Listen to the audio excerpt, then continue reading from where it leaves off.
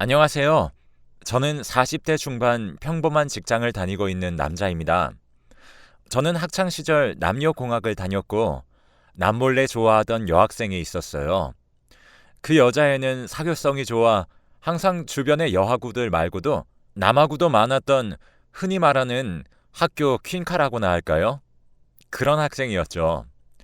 저도 그녀 근처에 수많은 남자 동기들 중 한 명이었고 학교 다니는 내내 그녀에게 고백 한번 해보지 못한 채 졸업을 하게 되었네요.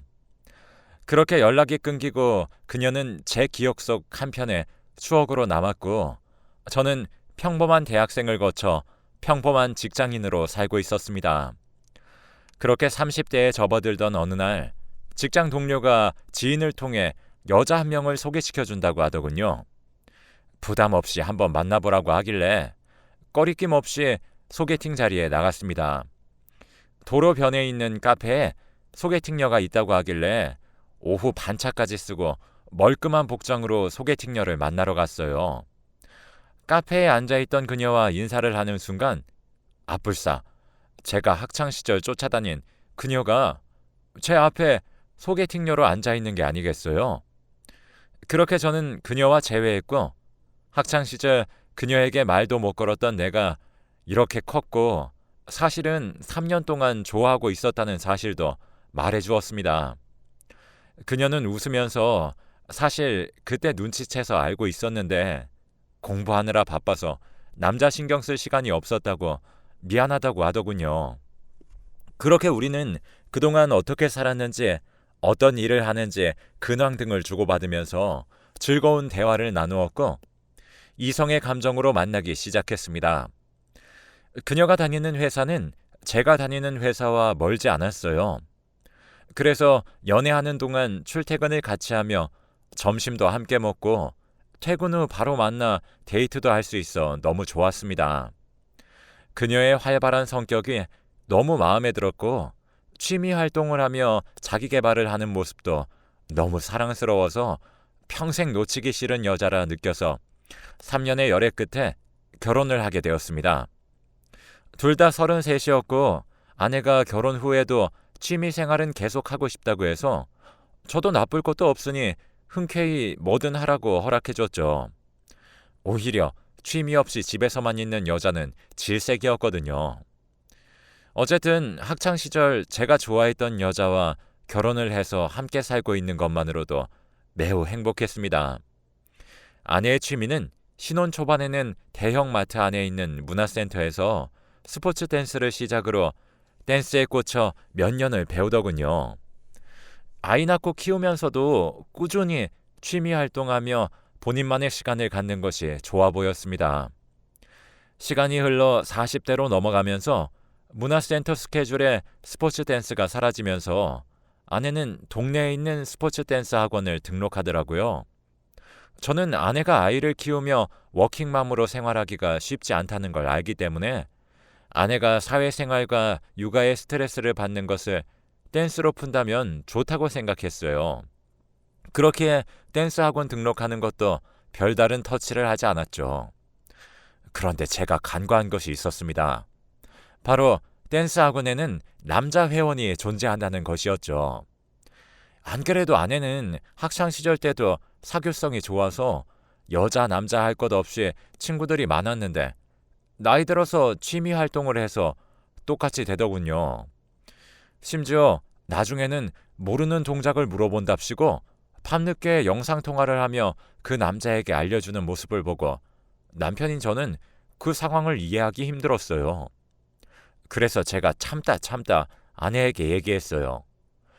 여지껏 취미생활 열심히 하는 거 보기 좋았는데 댄스 오래 하지 않았어? 스트레스 푸는 건 좋은데 당신은 유부녀고 다른 남자들이랑 서스름 없이 지내지 마. 그러다 바람 나는 거 아니야? 라고 했더니 아내는 절대 그럴 일 없어. 그냥 회원일 뿐이야.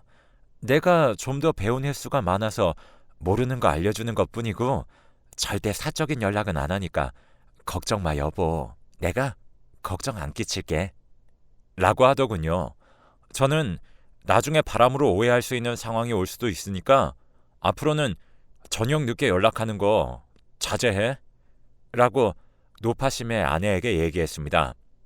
아내는 적극적으로 알겠다고 했고 웬만하면 사적인 연락은 안 하도록 주의하겠다며 좋게 합의를 봤고요. 그 일은 그렇게 넘어갔습니다. 그 이후로 아내는 퇴근 후 댄스 학원을 다녀도 개인적인 모임 같은 것에는 참석하지 않으며 아이에게 더 신경을 많이 쓰고 집에 일찍 오려고 하는 등의 모습을 보였습니다. 제가 걱정하는 게 뭔지 정확히 파악하고 가정에 충실하게 행동을 해주니 아내에게 고마웠고 저도 더 잘해주게 되더라고요. 그렇게 6개월이 지난 시점에 어느 날 와이프가 저에게 세차를 부탁했어요.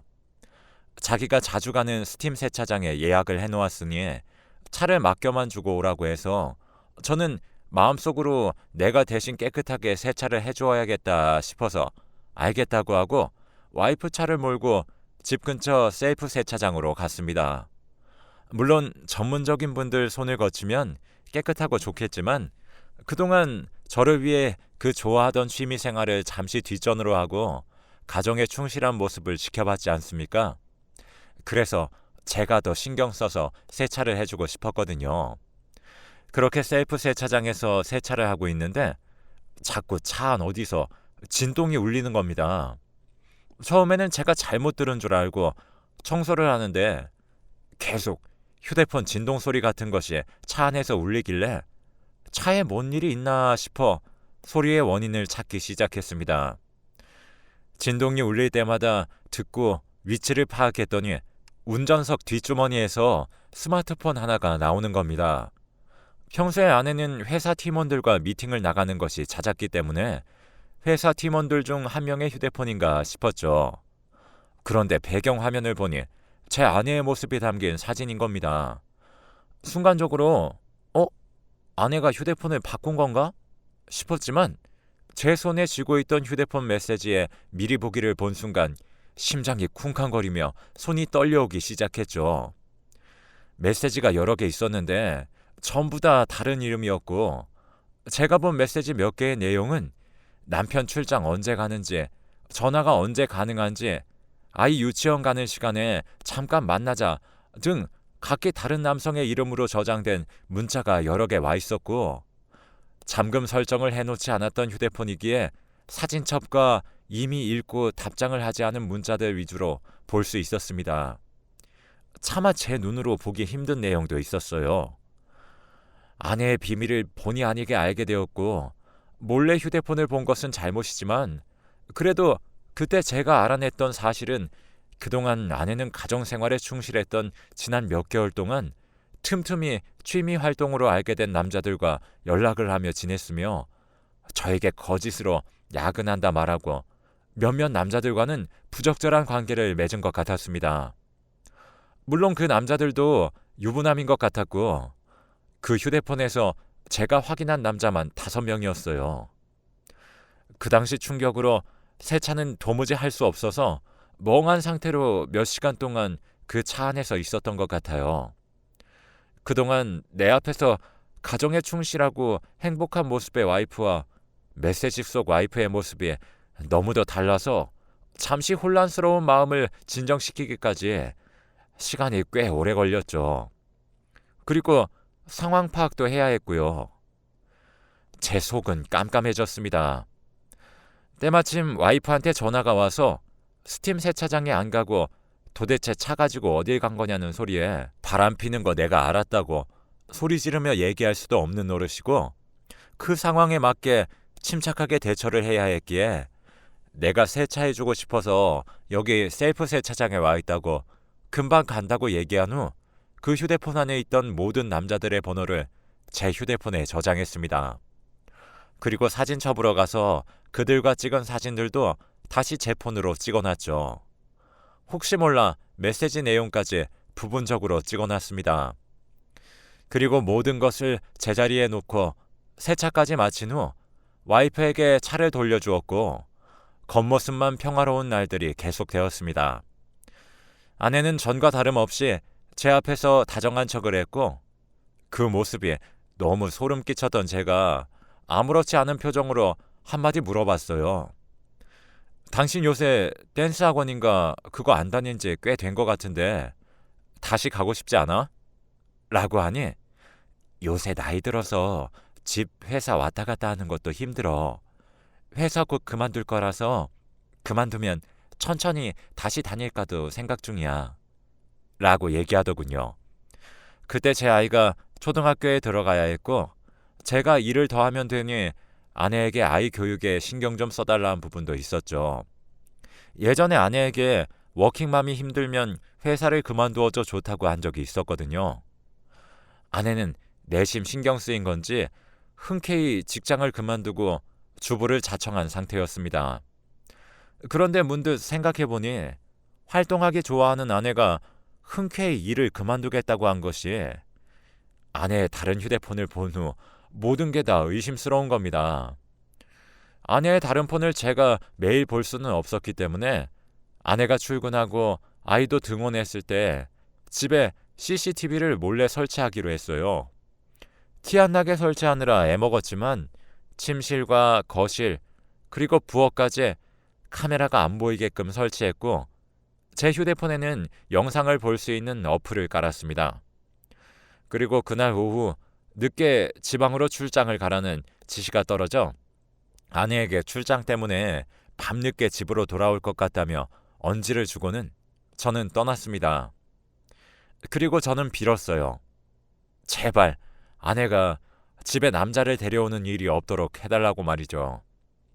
그때 세차장에서 아내의 그 메시지를 보고도 저는 믿기 싫었습니다. 제 눈으로 직접 보는 상황이 와야만 아내에게 왜 바람을 피운 건지 따질 수 있었죠. 차라리 제가 처음부터 취미 활동을 못하게 했으면 어땠을까 하는 자책감도 들었고 여러 가지 감정이 들더군요. 보통 남편들이 바람을 피우면 그 아내들이 저와 같은 마음이었겠죠. 그렇게 그날 저는 밤늦게까지 출장 일을 하다 집으로 돌아왔을 때 아내와 아이는 먼저 잠이 들어있던 상태였고 저는 화장실에서 씻는 척을 하며 집안의 영상을 확인하기 시작했습니다.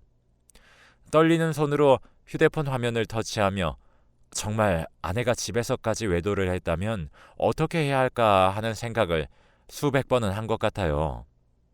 저는 영상을 확인했고 영상에서 아내는 아이를 저녁에 유치원에서 픽업하기 전까지 어떤 남자와 함께 있었음을 증명하는 장면이 나오고야 말았습니다. 제 눈에 눈물이 앞을 가렸고 배신감에 치가 떨렸습니다. 저는 제 아내를 전적으로 믿었고 아들과 저 세 가족 더할 나위 없이 화목한 가정이었는데 갑자기 웬 날벼락을 정수리에 관통한 기분이랄까요? 그녀와 연애하고 결혼하며 살았던 모든 날들이 다 물거품이 되니까 정말 미치고 한장할 노릇이었죠. 저는 그때 아내와 이혼을 결심했고요. 아들은 제가 데려와야겠다 마음먹었고 다음날 제가 가진 증거들로 아내와 일단 대화를 해보기로 했습니다. 저도 저 나름대로 최면을 걸며 감정적으로 해결하지 않도록 했던 것 같아요. 왜냐하면 우리 아들에게 안 좋은 모습을 보이면 안 되지 않습니까? 아내는 꼴도 보기 싫었고 그 남자놈은 죽여버리고 싶었어도 우리 아들 하나 생각하며 침착해야 한다 했었네요. 모든 일은 아이가 없을 때 끝나야 했습니다. 그 다음날 아침에 와이프에게 오늘 오후에 반차 한 번만 쓰라고 집에서 할 말이 있다고 전했고 와이프는 갑자기 웬 반차를 내라고 하냐며 의아해했지만 알겠다고 하고 오후에 우리는 집에서 만나기로 했습니다. 그리고 그날 오후 제가 먼저 집으로 돌아와 아내를 기다리는 동안 착잡한 마음으로 증거 정리를 했습니다. 제가 생각하기에 증거는 충분했고 그때 아내가 집으로 들어왔습니다. 멍하니 영상이 찍힌 휴대폰을 보고 있는 제게 다가오더니 아내가 갑자기 다리에 힘이 풀린 것 마냥 주저앉더라고요. 제가 충분히 화를 내야 하는 상황인데 이상하게도 화가 나질 않았어요. 너무 충격을 받아서 그런 건진 모르겠지만 침착하게 아내에게 이 남자가 누군지 바람은 언제부터 피운 건지 물어봤습니다. 그런데 아내는 설명보단 영상의 출처를 먼저 알고 싶어 하더군요. 당신 미쳤어? 이거 사생활 침해야. 지금 이걸 보고 내가 미안하다고 할 것 같아? 당신, 내가 고소할 거야. 지금 나 몰래 감히 촬영을 해? 너 범죄자야. 알아? 라고 하는 겁니다. 자기가 한 짓에 대한 반성은 전혀 없고 오히려 저보고 범죄자 취급을 하니까 참을 수 없더라고요. 우리 아들 준이 때문에 참는 거라고 빨리 묻는 말에나 대답하라고 했죠. 그러더니 나도 어쩔 수 없었어. 내가 이렇게 된 것도 당신 탓도 어느 정도 있어. 라고 했죠. 알고 보니 남자가 둘, 셋이 아닌 5명이나 몰래 만나고 있었고 모두 댄스 학원에서 만난 회원들이었습니다. 죽어도 저를 배신할 생각은 없었다고 하네요. 그런데 제가 취미 생활도 못하게 하면서 점점 그들에게 고민 상담을 하기 시작했고 저에게는 사과 한마디를 안 했죠. 오히려 당당하게 제가 자기한테 잘했으면 그런 남자들 안 만났을 거라며 저 혼자로는 만족을 못했다고 제 탓을 했습니다. 나 참 기가 막혀 돌아가실 노릇이었고 사람이 너무 놀라고 기가 막히면 할 말을 잃더군요. 그 이야기를 다 들은 저는 얼마나 숨막히고 힘들었을까요? 라디오나 인터넷 사연을 보면 상상 초월 막장 드라마 같은 글들이 판을 치더니 바로 제가 그 막장 드라마 같은 일들을 겪고 있던 것입니다. 듣고도 믿기가 힘들었고 내 아내가 바람핀 적 없다고 거짓말을 했길 바랬습니다만 자기 입으로 술술 다 말하고 그 길로 저는 아내라고도 부르기 역겨운 그 여자에게 당장 이혼하자고 했습니다. 애는 제가 데려간다고 통보했지만 또 아이는 포기하기 싫었던지 자기 배 아파 낳았다고 양육권을 달라고 하는 겁니다. 엄마 밑에서 뭘 보고 자라겠느냐고 널 옛날에 쫓아다닌 내가 등신이라고 아이 안 낳은 셈 치고 살라고 매몰차게 거절했습니다. 자꾸 아이 갖고 걸고 넘어지면 나는 온 세상의 증거 다 까발릴 거라고 소리치며 이혼 소송하기 전에 조용히 합의 이혼으로 마무리 지어줄 테니 너가 살고 싶은 인생 살아라 했지요. 합의 이혼으로 마무리 지으려고 했던 것은 그래도 우리 아들의 엄마니까 제가 해줄 수 있는 최소한의 배려였습니다. 유책 배우자라 할 말이 없던 아내에게 내가 이유 설명하기 전에 네가 네 입으로 장인어른 장모님한테 이혼하는 이유를 말하고 당장 짐 싸서 내 집에서 나가라고 했죠. 이혼 합의서는 물론 장인어른 댁으로 보낼 생각이었고 아내는 울면서 집을 나갔습니다. 그리고 하원한 아들에게는 엄마가 방학이라 잠시 할머니 집으로 갔다고 설명을 했으며 차차 엄마 아빠의 헤어짐에 대해 이해시켜야 했습니다. 그 후 알게 된 사실은 장인어른과 장모님께 연락이 올 줄 알았는데 본인들 딸의 잘못은 알고 있는지 연락 한 통도 오질 않더군요. 제 부모님께는 이혼하는 자세한 이유를 설명드리지 않았고 그냥 살다 보니 서로 안 맞았던 부분이 너무 많아 이혼한다고만 전했습니다. 이유까지 자세하게 설명하면 분명 충격받고 쓰러지실 것이 뻔하기에 좋게 설명하는 제 자신이 한심해 보였지만 어쩔 수 없었어요. 저도 부모 입장이라 알 것 같았거든요. 그렇게 아내와 저는 법적으로 이혼을 하였고 이혼을 했으니 소식도 끊고 살았습니다. 그 일이 있고 얼마 뒤 아이는 초등학생이 되었네요. 초등학생이 되면서 저는 아이에게 엄마는 아빠에게 큰 잘못을 해서 이제 아빠랑 단둘이 살게 되었다는 식으로 엄마 아빠의 이혼 이야기를 해주었고 아이가 아직 어려서 엄마를 많이 보고 싶어 할 때라 제 마음이 너무 아팠습니다. 주변에도 물어보니 아이가 아직 어리니 아무리 전 부인이 밉고 보기 싫어도 아이가 엄마를 보고 싶어 할 때마다 보여줘야 한다고 하더군요. 그때부터 깊이 고민이 되었어요. 고민 끝에는 장모님께 연락을 하는 수밖에 없었고 아이가 엄마를 보고 싶어 해서 전 부인을 한번 만나야 할 것 같다고 말했습니다. 장모님께서도 내심 손자가 보고 싶으셨던 건지 주말에 한번 오지 않겠냐고 묻더군요. 아이와 함께 가기로 했고 엄마와 만나는 날짜를 하루씩 세가며 잠들던 아이의 모습. 지금도 그 모습이 잊혀지지 않네요. 시간이 지나고 주말이 되었을 때 저는 아들과 함께 장모님 댁으로 갔습니다. 아내의 얼굴을 다시 본다고 생각하니 저로서는 끔찍하고 피하고 싶었지만 오로지 아이에게 엄마를 보여주기 위한 그 이유 하나로 온 거라 눈 딱 감고 만나기로 했죠. 아이가 오는 기척을 들었는지 장모님께서 양말만 신으신 채로 문 밖으로 마중을 나오셨고 곧장 아이를 데리고 들어갔습니다. 저도 따라 들어가면서 아이가 엄마를 부르며 전부인에게 달려가는 모습이 보였고 전보다 수척해진 그 여자를 보았죠. 아이를 껴안을 때 눈물을 많이 흘리더군요. 저는 아직 그녀를 용서하지 않았습니다.